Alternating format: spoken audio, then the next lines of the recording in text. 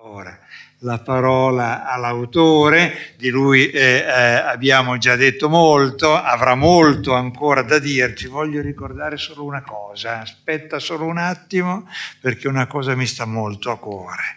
Il titolo di un'opera che di nuovo ha segnato molto le mie letture, il mio rapportarmi alla realtà francese. A questa realtà francese non lo dimentichiamo, attraversata da un personaggio come Montaigne, nato negli anni 30, che attraversa le guerre di religione francese, ancor prima che queste scoppino nella loro virulenza, là dove c'è una regina fiorentina, Caterina, come è stata ben citata, Caterina dei Medici, l'italiana, che inizialmente però viene vissuta da questi autori, dalla Boétie e da Montaigne, come colei che è punto di riferimento di un dialogo tra le religioni che tra poco non dialogheranno più e che dà a loro dei compiti di dialogare in momenti e in focolai tremendi. E direi che in questo l'amico Philippe ci è maestro, e ce lo è stato in quest'opera che per me è stata molto importante. Il titolo: Naissance de la méthode. Machiavel, Laramée, Baudin, Montaigne, Descartes. Parigi 1987. Un'opera che forse non ha segnato soltanto il mio modo di rapportarmi agli studi francesi, agli studi compiuti a Roma all'Archivio del Sant'Uffizio con Michel Simonin.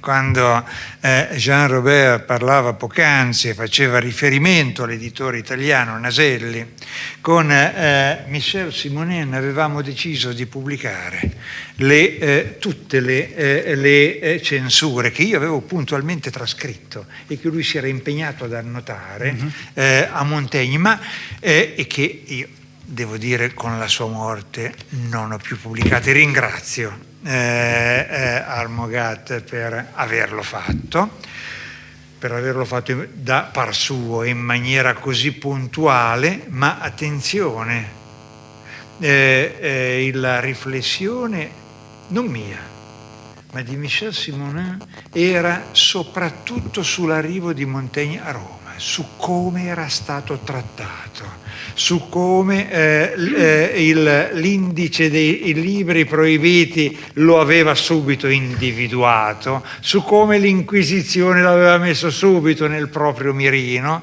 e come lui in qualche misura riesce ad uscirne. Ecco, riflessioni che mi rimandano a qualche decennio fa dei miei studi, e vi ringrazio per avermele fatte riemergere. E ora la parola al nostro grande studioso e studioso celebrato in questa serata. Prego. Grazie. Je vais vous demander de m'excuser. Je parle si mal l'italien que je pense l'avoir suffisamment compris pour répondre aux intervenants, mais je suis désolé de m'adresser devant vous en français. Je remercie d'abord le professeur Enzo Baldini de m'avoir si gentiment invité à présenter ce livre ici, et bien sûr Nicolas Panicchi et Jean-Ambert Amogat qui m'ont fait l'honneur, la gentillesse et le plaisir de venir également présenter ce livre. Alors, ils ont été trop bons pour ce livre, bien entendu, et j'aimerais répondre ici à leurs questions et à leurs lectures, si vous préférez. Mais je commencerai peut-être par deux postulats qui, depuis 20 ans, dirigent mes études. Je vous ferai une ou deux confessions. J'ai commencé en tant que sociologue, que j'ai abandonné rapidement en Californie. Je suis arrivé en Californie il y a très longtemps et j'ai débuté dans un département de sociologie. Et c'était un peu dramatique puisque c'était uniquement des équations, des chiffres de la sociologie américaine. Moi, j'avais fait de la théorie. J'ai donc dû abandonner la sociologie pour reprendre des études plus littéraires. Mais en fait, je n'ai jamais vraiment abandonné la sociologie, comme cette biographie tente de le démontrer. C'est un peu un retour aux sources. Pourquoi ?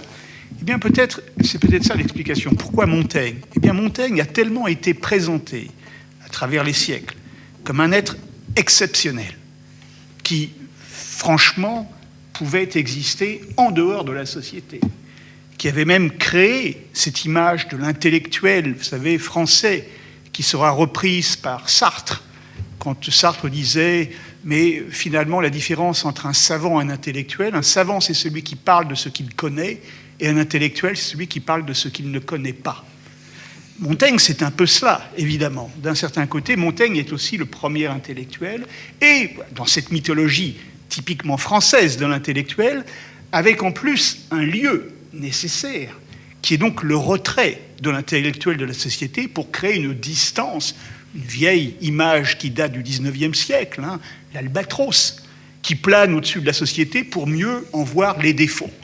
Et donc ça a toujours été la lecture qu'on m'a donnée depuis très tôt, depuis le lycée en France, d'un Montaigne, être exceptionnel, sage, philosophe de naissance, pourrait-on dire, et bien entendu, en dehors de tout bassesse, de tout réseau, de toute clique ou de tout clientélisme possible. Montaigne, finalement, n'aurait pas commenté les guerres de religion puisqu'il était au-dessus de la mêlée. Voilà. Ça, c'était le postulat qui me tenait à cœur de détruire un peu. L'autre postulat est plus un problème éditorial, que je m'intéresse depuis longtemps à l'histoire du livre, je suis collectionneur de livres moi-même, et ce qui m'a toujours frappé, et j'avais fait cette expérience il y a une quinzaine d'années, c'est de lire Montaigne dans l'édition de 1580. Et ce n'est pas du tout le Montaigne dont on a l'habitude. Et je me rappelle d'un exercice que j'avais donné à mes étudiants à l'Université de Chicago, un cours de doctorat.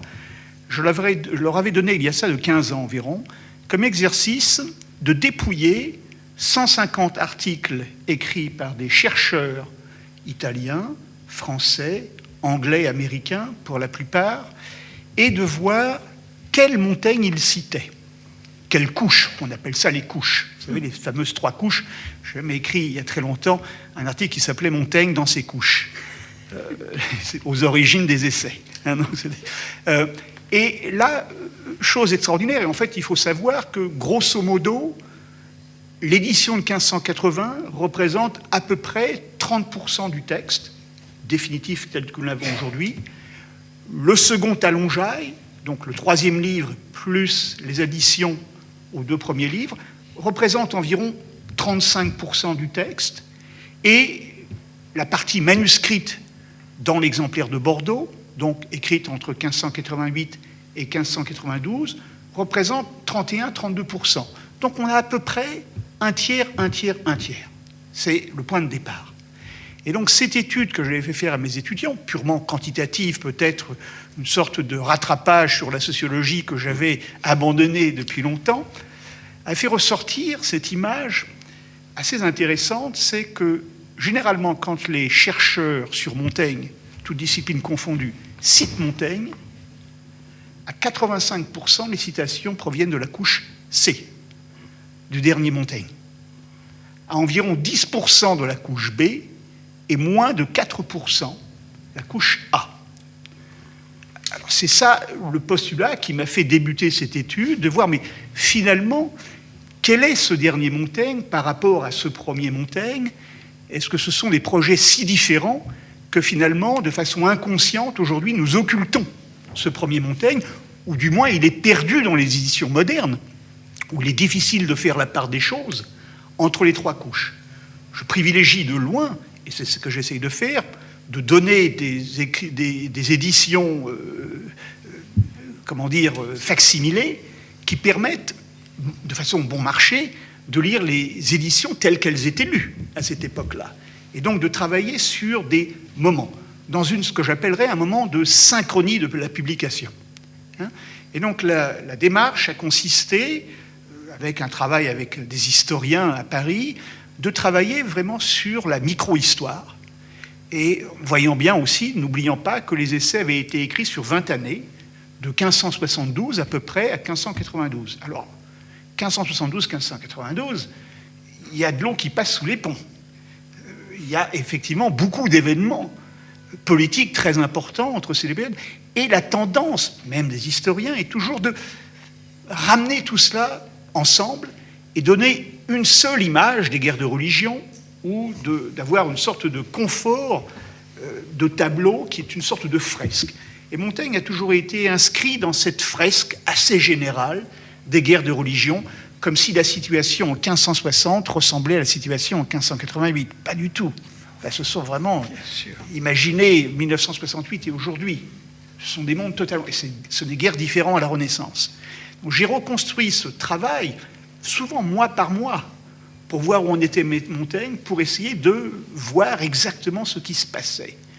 En plus, ce qui me tenait à cœur, c'était bien sûr cette approche sociologique, je le reconnais, un peu bourdieusienne probablement, de travailler sur des habitus, ou même goldmaniennes, pour remonter encore plus loin que sans cette direction donc de représentation, enfin l'individu en tant que somme de la société, donc essayant de quand même préserver chez Montaigne un aspect singulier, hein, il faut bien le reconnaître, au maximum du moins.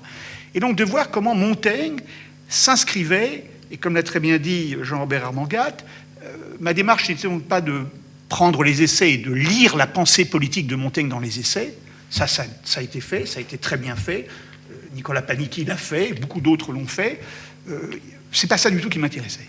Ce qui m'intéressait, c'était effectivement, comme l'a dit Jean-Robert Armangat, Montaigne, acteur politique. La pratique du politique, plutôt que la pensée politique elle-même, et de voir si Montaigne avait une place dans des groupes, dans des réseaux, dans des, on pourrait dire, des clientèles à l'époque, et de voir où il se situait. Et plus j'ai avancé dans mes recherches, plus je me suis aperçu qu'effectivement, les différentes éditions répondaient à différents projets dans le temps. Et qu'il n'y avait pas un seul Montaigne, donc j'ai essayé un peu de décompacter Montaigne. C'est cela la démarche, hein, laquelle je me suis essayé, je me suis livré, et en plus de créer Montaigne dans des réseaux. Alors là, j'ai bénéficié, bien sûr, du travail de la recherche aujourd'hui, qui est quand même simplifié quand on a un bon téléphone avec un bon logiciel. Croyez-moi, on peut aller dans les archives à Bordeaux et en une semaine faire 8 ou 9 000 clichés PDF qu'on peut tranquillement travailler chez soi devant un bon café à Chicago. Ça change considérablement la recherche. Et là, avec des collègues du département de sociologie, j'ai découvert un logiciel. C'est extraordinaire et ça m'a pris 8 mois de travail pour rentrer tous les noms des archives et après les passer à la moulinette. C'est le bon côté de certains chercheurs en sociologie, enfin, technique que je ne maîtrise pas. Et on voit apparaître des arbres à partir de ce moment-là. Et il est très facile après de rechercher, parce que quand on fait la recherche, on trouve un nom, mais ce nom, on l'a vu, mais où le retrouver est tellement difficile. Là, ça m'a permis effectivement de faire des recoupements qui étaient impossibles et de reconstruire notamment la famille de Montaigne parmi les familles bordelaises, le milieu parlementaire qui est un milieu endogène, qui est un milieu d'intermariage, bien entendu, de reconstituer ce petit monde dans lequel appartenait Montaigne et dans lequel s'inscrit une pratique qui ne lui est pas propre et donc qui représente un véritable habitus de groupe, de Robin, dans le cas du Parlement, mais ça peut changer après. Alors, il ne faut pas réduire Montaigne à un partenaire parmi d'autres dans un groupe. Montaigne, très souvent, lui-même se démarque de cet habitus, c'est ce qui fait l'intérêt de Montaigne, bien entendu, mais quand même, toute décision est prise par rapport à un habitus. Et c'était donc ça qu'il me fallait d'abord reconstruire, avant de voir les pratiques de Montaigne par rapport aux attentes de carrière. Alors, un livre déterminant est un collègue que je cite toujours parce que c'est un des meilleurs chercheurs sur Montaigne, et George Hoffman, un Américain à l'université du Michigan, qui a écrit un très beau livre il y a une douzaine d'années, au moment de sa tenure, j'avais écrit un très beau rapport sur ce livre, qui s'appelle « La carrière de Montaigne ». C'était une première lecture assez sociologisante également. Moi, j'ai compliqué un peu les choses en parlant de carrière au pluriel. Parce que je crois qu'effectivement, Montaigne n'est pas un homme d'une carrière et que finalement, la conclusion, comme l'a dit Nicolas Panichi, Montaigne, finalement, se découvre écrivain sur le tard, pourrait-on dire, et grâce à une série d'échecs, comme nous en avons tous dans notre propre vie, et finalement sur les ruines du politique, pourrait-on dire. Que les échecs répétés en politique, pas uniquement des échecs, il y a quelques réussites bien évidemment, permet à Montaigne de mettre en place une théorie, pourrait-on dire, une théorie qui deviendra Montaigne, le Montaigne de la couche C, qui est fondamentale, et Nicolas Panichi en a parlé, qui est de la séparation entre le privé et le public. Ce qui n'était pas du tout le cas au début, jusqu'en 1585, dirais-je. Montaigne va construire véritablement une séparation bien nette. Et, à mon avis, il le fait parce qu'il a compris qu'effectivement, il était difficile de concilier les deux. L'image de Socrate, à partir de ce moment-là, devient très importante, puisqu'il est en contradiction avec Socrate là-dessus, puisqu'il pense que Socrate ne comprend pas qu'il va être jugé. Montaigne comprend très bien, non seulement cela, mais Montaigne se dit, mais Socrate, soit il est mauvais philosophe parce qu'il a perdu la bataille, il n'a pas été capable de convaincre le jury, ou alors il est jusqu'au boutiste de façon absurde, parce qu'il choisit le suicide, finalement. Montaigne ne choisit jamais le suicide. Seulement les mauvais lecteurs de Montaigne pensent que Montaigne aurait pu choisir le suicide, et je pense ici notamment au livre de Stefan Zweig. Vous savez, les essais représentent la dernière lecture de Stefan Zweig au Brésil. Stefan Zweig se suicide littéralement après la lecture de Montaigne, où il fait ressortir quelques chapitres sur les coutumes de l'île de Céa, où Montaigne parle du suicide, mais Montaigne n'est pas suicidaire du tout. Montaigne aurait toujours choisi l'exil. Hein, l'exil, l'attente, comme font tous nos hommes politiques, aussi bien en France qu'en Italie. Quand ça se passe mal, eh bien on peut penser rebondir, c'est une question de temps.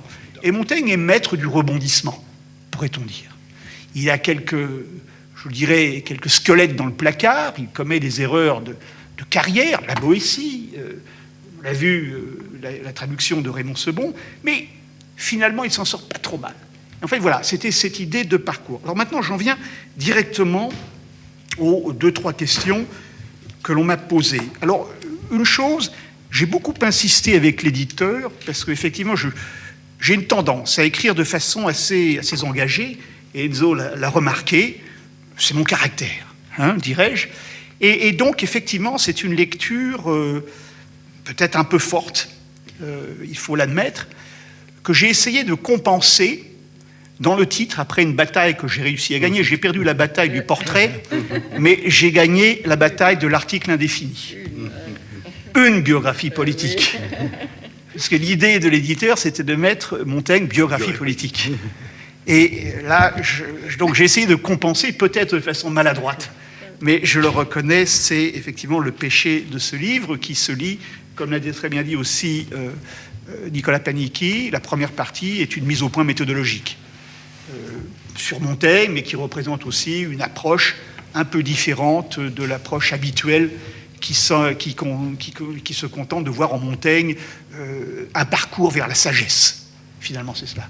Montaigne n'est pas un sage. Je crois que les philosophes, pas toi, mais beaucoup de philosophes ne peuvent pas s'empêcher, dans un livre de philo, d'avoir un dernier chapitre qui s'intitule « La sagesse de Montaigne ». Et ça me fait à chaque fois... les cheveux me montent sur la tête, c'est un combat, et donc c'était une introduction méthodologique. Alors je vais revenir sur un deuxième point. Jean-Bernard Mogat a donné un passage des considérations sur Cicéron, et donc de effectivement, cet aspect des essais, il faut le reconnaître, où Montaigne joue quelquefois sur 2 tableaux. Et je suis aux antipodes d'une lecture que j'appellerais straussienne. Montaigne souvent nous invite à devenir straussien dans ses essais. Lisez entre les lignes et hors de mon propos, il existe certaines choses. Moi, je vous avouerai que j'ai commencé en tant que matérialiste et je ne lis que ce que je vois. Et donc, le fameux hors du propos de Montaigne est troublant, je le reconnais. Mais en tant que sociologue, je n'y vois rien. C'est bien mon problème. Et je ne suis pas straussien, je viens de l'université de Chicago, où il y a encore beaucoup de straussiens, croyez-moi, ou de néo-straussiens, donc je me bats avec eux sur une base quotidienne. Et d'un point de vue méthodologique, bon, il y a effectivement chez Montaigne un engagement du lecteur pour voir autre chose que ce qui est écrit. Ça, je ne le nie pas. Ça ne faisait pas partie de ma démarche. C'est dérangeant, je dois l'admettre, mais je ne vois pas. Et donc ça, c'est une limite, effectivement, que je reconnais bien.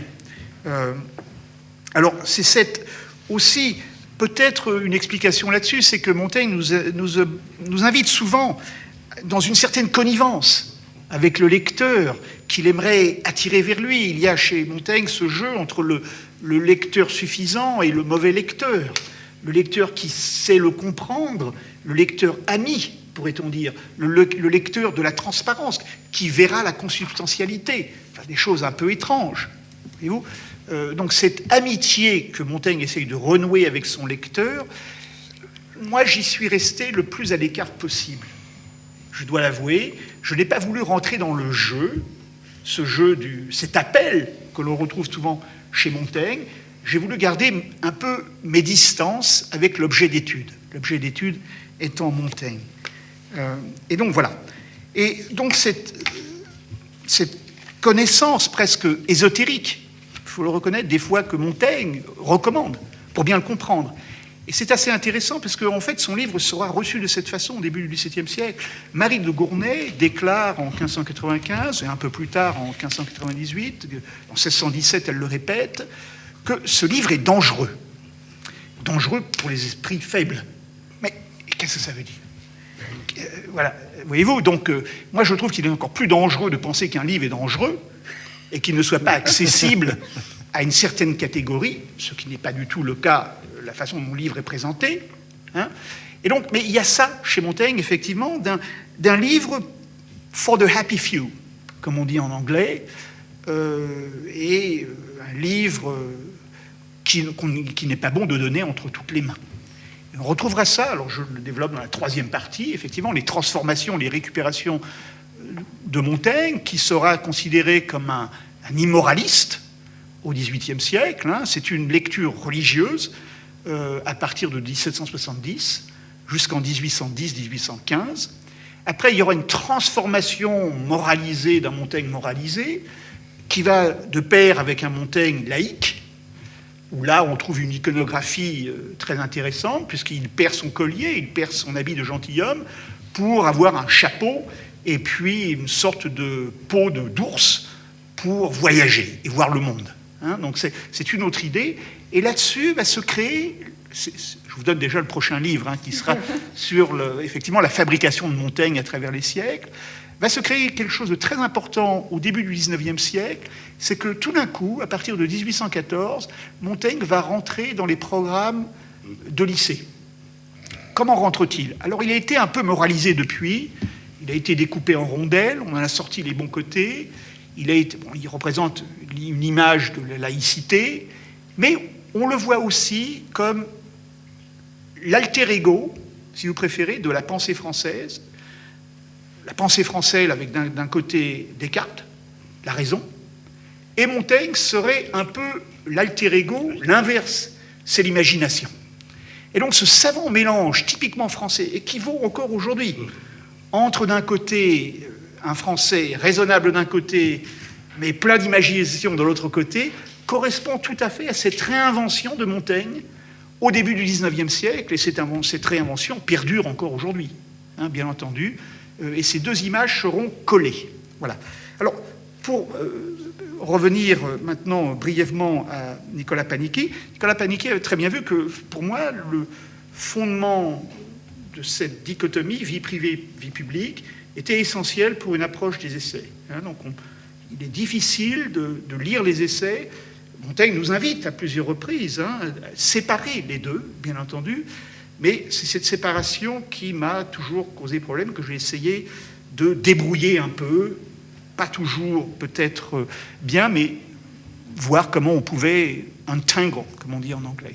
Alors, évolution des essais, oui et non, parce que je suis tout à fait opposé à l'évolution quand on la trouve dans le livre de Friedrich, où effectivement il y a des étapes qui conduisent vers la sagesse. Alors il y a une évolution dans le sens darwinien, c'est-à-dire qu'une évolution dans le sens darwinien ne va pas, on n'a pas une queue et on ne devient pas meilleur pour autant, voyez-vous, donc l'évolution n'est pas cumulative dans le bon sens. Il y a des changements qu'on peut appeler évolution, et c'est à peu près tout ce qui tient. Alors l'image de Socrate, effectivement, est une image très importante chez Montaigne, parce qu'il y a deux lectures très différentes de Socrate.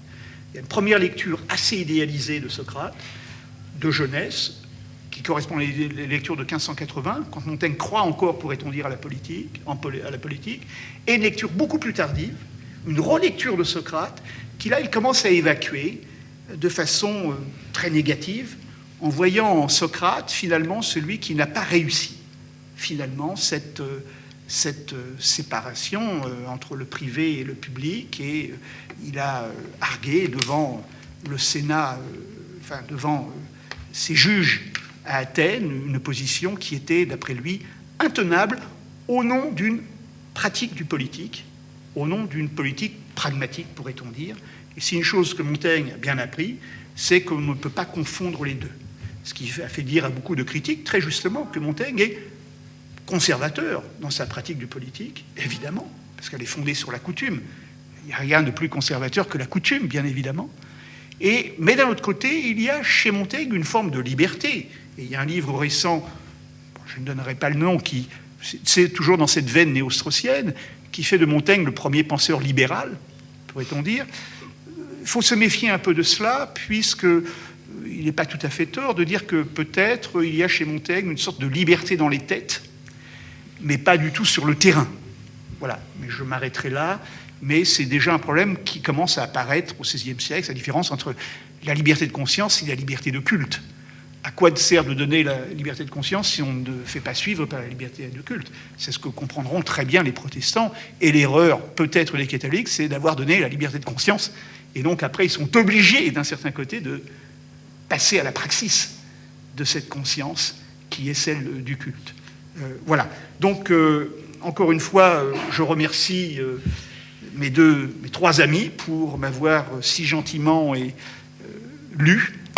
Je reconnais, je vois les pages, je peux vérifier que les livres ont vraiment été lus, et donc je les remercie.